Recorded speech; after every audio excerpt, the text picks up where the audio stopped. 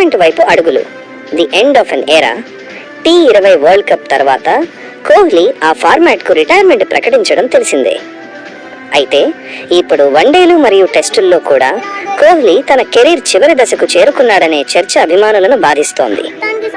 ముఖ్యంగా మరో 2-3 ఏళ్లు మాత్రమే కోహ్లీని క్రీజులో చూస్తామేమో అన్న వార్తలు ఫ్యాన్స్ ని ఎమోషనల్ చేస్తున్నాయి. 2. ఫామ్ గురించి విమర్శలు. కొన్ని కీలక మ్యాచుల్లో కోహ్లీ తక్కువ స్కోరుకే అవుట్ అయినప్పుడు నెటిజన్లు చేసే విమర్శలు ఆయన ఫ్యాన్స్ ని బాధ పెడుతున్నాయి. రన్ మిషన్ అని పిలిచే కోహ్లీ స్ట్రగుల్ అవ్వడం చూడటం కష్టంగా ఉందని ఫ్యాన్స్ పోస్టులు పెడుతున్నారు. 3. టెస్ట్ క్రికెట్ మీద ఒత్తిడి. రీసెంట్ గా జరిగిన కొన్ని టెస్ట్ సిరీస్లలో విరాట్ తన స్థాయికి తగ్గట్టుగా భారీ సెంచరీలు చేయలేకపోవడంపై చర్చ జరుగుతోంది.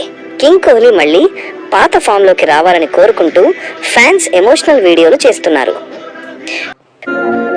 క్రికెట్ ప్రపంచంలో రన్ మిషన్ అంటే గుర్తొచ్చే పేరు విరాట్ కోహ్లీ.